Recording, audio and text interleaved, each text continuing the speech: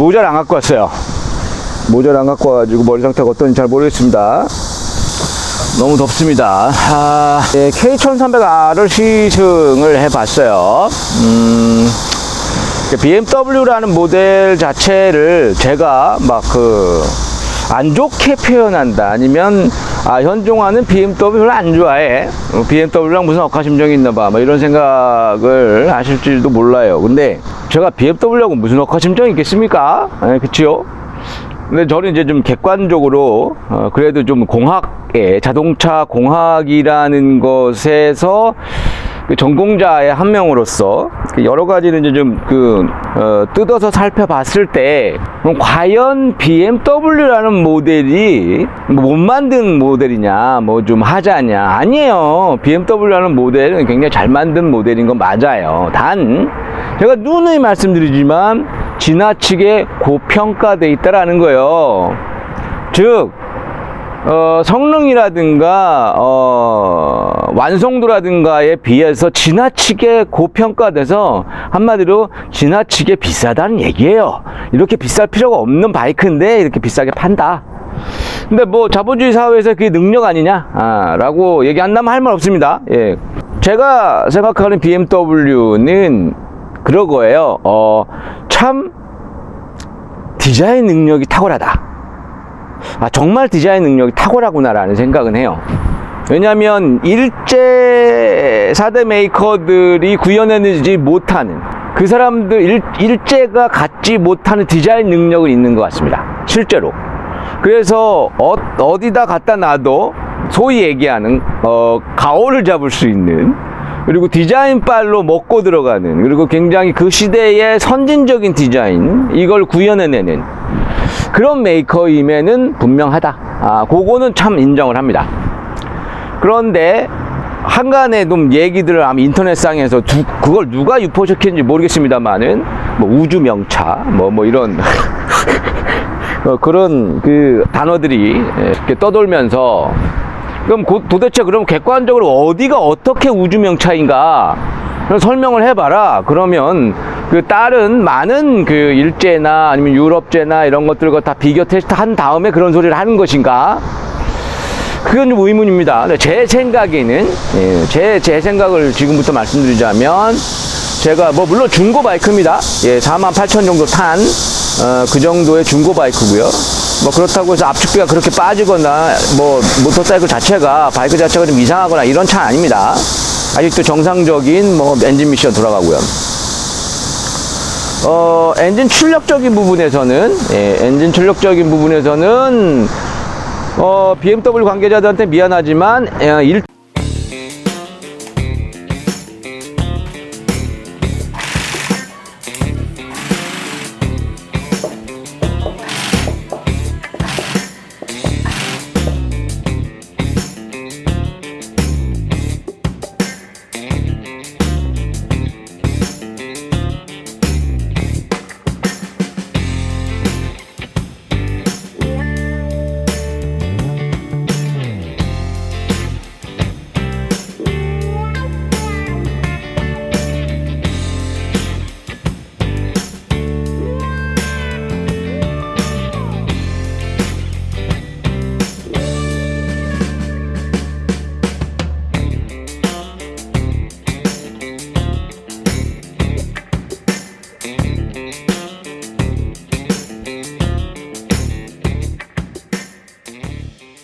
일제보다 훨씬 못 만든 엔진이에요. 정밀도도 떨어지고 출력이나 이런 것들도 떨어집니다.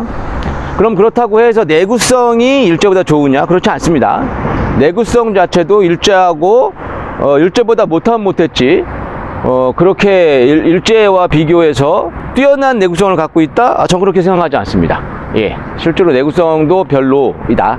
이 정도 그거에 비하면. 그러면 내구성이 별로면 굉장히 하이 퍼포먼스적인 출력을 갖고 있느냐? 또 사실 동일 1300cc라고 할 수 있는 4기통이라고 할 수 있는 하야부사와 비교해서 마력수가 현재 좀 딸리지요, 제가 봤을 때는. 그리고 무겁습니다. 바이크가 무겁다 보니까 코너에서 버티는 부분들도 있고, 혹은 초보자들 같은 경우에는 바이크가 무겁다 보니까 안정감이 있다 라고 평가하시는 분들도 있지요. 그거는 그 사람의 라이딩 스킬이라든가 경력이라든가 얼마나 많은 다양한 바이크를 접해봤느냐에 따라서 달라지겠죠. 하지만 저같이 얼마 정도, 어느 정도 좀 많은 경험을 했던 라이더들은 사실상 되게 별로 재미가 없는 바이크인 것은 사실입니다. 왜냐면 너무 무겁고요. 굉장히 코너를 돌기가 둔탁하고 코너에 눕지 않으려고 바이크가 버팁니다. 그리고 셀프 스티어링도 별로 그렇게 좋지 않고요. 텔레스코픽에 최적화되어 있다. 텔레스코픽을 많이 라이딩을 해봤기 때문에 네가 텔레러버에 적응을 하지 못하는 것이다 라고 얘기할 수도 있습니다. 하지만 저는 이제 BMW는 굉장히 많이 타봤고, 예전에 어드벤처 1200 GS 어드벤처를 가지고 점프도 뛰어봤고요. 그리고 이제 고속 코너링도 뛰어봤고요. 이게 똑같은 이게 텔레러버 기반의 링크 서스펜션이잖아요. 타봤는데 전반적으로 좀 둔해요. 무겁고.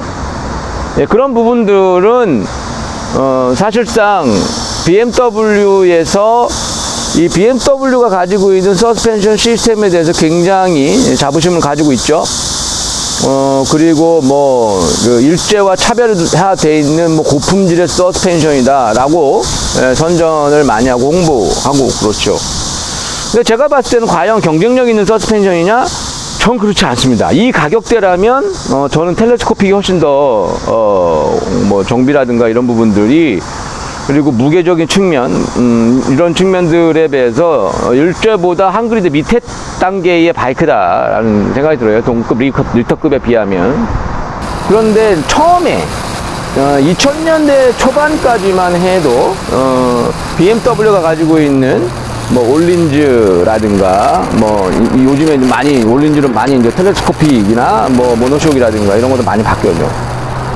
그리고 브렘보 뭐 브레이크 시스템을 쓴다거나 ABS를 먼저 장착한다거나 C대에 비해서 다른 바이크들에 비해서 전자장비에 대한 부분들을 먼저 선행하고, 그러니까 BMW 자동차에서 상용화되었던 것들을 모터사이클에 빨리빨리 적용을 해서 빨리빨리 모터사이클 테크닉을 올리는데 기여한 부분들은 없지는 않으나, 기본적인 하드웨어라는 것 자체가 그렇게 훌륭하진 않다라는 거예요. 그렇다고 막 아주 허접한 메이커냐, 그렇다고 생각하진 않는다고 말씀을 드렸고, 근데 지나치게 국내에서만 BMW에 대해서 너무 지나치게 고평가돼 있어요. 그렇게까지 그 고평가될 부분들은 아닌데, 광고라든가 영상, 특히나 이제 영화 마케팅이라든가 영상 마케팅이라든가, 그리고 현지의 뭐 지상전 언론 장악이라든가, 우리나라도 그랬죠. 뭐 기자들한테 한 50% 정도 되는 가격에 그냥 기자들한테 사라. 그래서 기자들한테 옵션을 걸어가지고 온 잡지, 뭐 언론이 다 BMW를 도배를 하게끔 그런 마케팅을 한다든가, 이런 것들로 인해서 BMW는 국내에서 굉장히 뭐 온라인 마케팅까지 포함해서 굉장히 고부가 가치의 굉장히 고급 바이크다, 아주 뭐 우주 최강 바이크다, 뭐 이런, 제가 봤을 때는 아주 근거 없는 이야기들이 많이 돌아요. 어떤 객관적인 근거로 이게 우주 최강인지 아니면 세계 월드 최강인지 모르겠습니다. BMW를 가지고 대륙횡단을 하겠다고 하시는 분들 되게 많은데, 전 말리고 싶습니다. 내구성이 별로 그렇게까지 좋지 않기 때문에. 그리고 구조가 복잡하면, 기계적인 이 메커니즘상 구조가 복잡하면 내구성이 잘 나올 수가 없어요. 생각해 봤을 때 이것도 주물이고요. 그러니까 이게 BMW에서 굉장히 선전하고 싶어 하고 굉장히 자기네들이 우월하다라고 하는 서스펜션 시스템의 이 앞에 이 텔레러버만 보더라도 보기에는 다른 바이크들하고 차별이 돼 있으니까 좋은 건가 보다 하는데, 제가 봤을 땐 이거를, 이 무게를 가지고 연비라든가 뭐 스포츠성의 그 거세라든가 이런 측면을 다 따져 봤을 때, 냉정하게 제작 단가, 제작 원가를 봤을 때 과연 텔레스코픽보다 비싸냐? 전 그렇다고 생각하지 않거든요.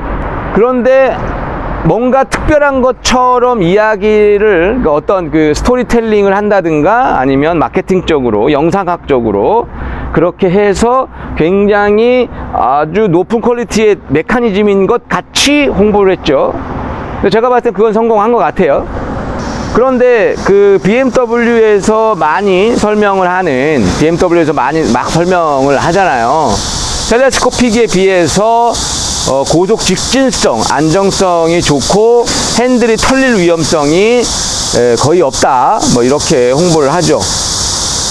저는 근데 조금 여기에서 의아한 부분들은 뭐냐면, 그런데 왜 안에 오일 댐퍼를 사람들이 잘 눈에 띄지 않는 곳에다가 배치를 해놨는지, 이거는 옵션을 다는 게 아니에요.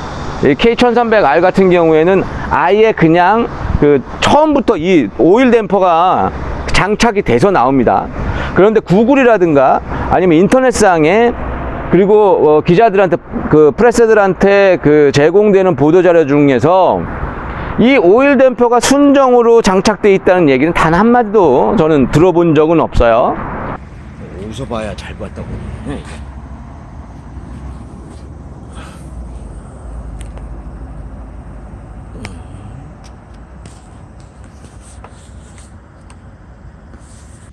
저기 여기 오일 댐퍼 보여요? 보이시죠?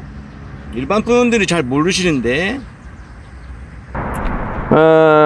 뭐 물론 이제 유튜브라든가 뭐 이런 게 분해 사진이라든가 이런 것들 통해서 알려지게 됐죠. 저도 미국의 어떤 유튜버의 그거를 보고서, 아니 그렇게 고속에서 안정적인 서스펜션이고 이 고속에서 안정적인 것 때문에 이 무게와 스포츠성과 이런 것들을 다 거세하고 그러고서 했었던 서스펜션인데 거기다가 댐퍼를 또 달았어?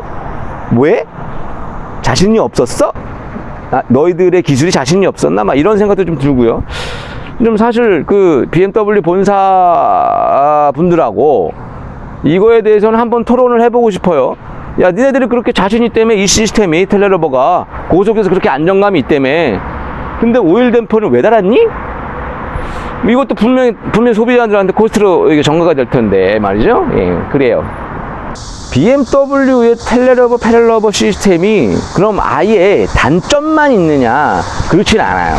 이게 브레이킹 시에 앞 뒤로 좀 울컹울컹 하는 부분들, 그리고 연동 브레이크를 했을 때 굉장히 브레이킹 성능이 조금 더 업그레이드 시킬 수 있는 그런 요소들도 있고요.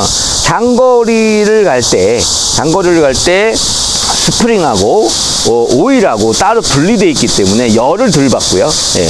왜냐하면 텔레스코픽 같은 경우에는 열이 발생을 하면서 뭐 리저브 탱크 같은 데 이제 오일을 잠깐 뺐다가 다시 넣었다가 하는 그런 부분들이 있잖아요. 근데 얘는 굉장히 장거리를 달린다고 하더라도 텐션 값이 어느 정도 일정하다. 요런 장점이 있죠. 하지만 그거는 정말 장거리를 달렸을 때고, 국내처럼 남한하고 북한하고 다 합해서 1000km다. 그랬는데 굳이 그렇게까지 그런 장거리용, 그리고 장거리를 달린다고 하더라도 굉장히 하드하게 막 계속 그렇게 달리는 게 아니잖아요. 그렇게 봤을 때 과연 이 서스펜션 시스템이 정말 국내의 올바른 시스템인가, 정말 효과를 볼 수 있는 시스템인가는 또 우리가 또 생각을 해봐야 된다라는 거죠. 그래서 아주 단점만 있는 건 아니에요. 말 그대로 직진 주행을 할 때 안정감이 좀 더 있고, 브레이킹을 했을 때 앞으로 전방으로 확 쏠린다든가, 전륜 브레이크만 작동한다고 하더라도요, 뭐 그러지 않고 조금 더 그런 측면들이 좀 덜해요. 그런 것들은 있습니다. 그런 장점은 있어요. 다 나쁜 건 아니죠. 하지만 무겁다. 그리고 그 장점만을 부각시켜서 지나치게 코스트를 높게 책정했다, 너무 비싸게 책정했다라는 거예요, 소비자 가격을. 그 얘기를 하고 싶은 겁니다. 모터사이클을 빌려주신 장수호님한테 다시 한번 깊은 감사를 드리고요. BMW 바이크를 너무 이뻐서 샀답니다. 사실은 그 양반도 약간 그렇게 막 라이딩 경력이 오래되신 분은 아닌데, 근데 이제 진실을 알고 싶다, 진실을 알려주세요, 뭐 이런 마인드이기도 했고, 제가 이제 시승을 오랫동안 너무 안 하고 있으니까 안타까운, 팬의 입장에서 너무 안타까웠다고 해서 모터사이클을 이제 빌려주시게 된 것 같아요. 다시 한번 좀 감사드리고, 소래포구에서 조개구이집을 하시는 분입니다. 조개구이집을 하시는 우리 장수호 회원님. 예. 소래포구를 혹시라도 지나가시면 조개구이랑 아주 이게 회도 아주 싱싱한 회를 아주 저렴한 가격인지는 모르겠습니다만은 아직 안 먹어봤어요 나도. 아주 뭐 저렴한지 안 저렴한지 모르겠습니다만은 정말 1등급 회만을 판매하시고 하시기 때문에 우리 라이더분들은 한번 지나가시면서 식사를 한번 하시는 것도 나쁘지 않겠다 라고 간접 광고를 해드리면서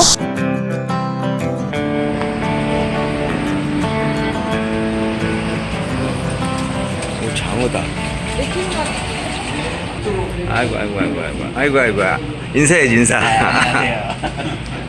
원래 소래포구에 이 정도 되면 되게 비싼데?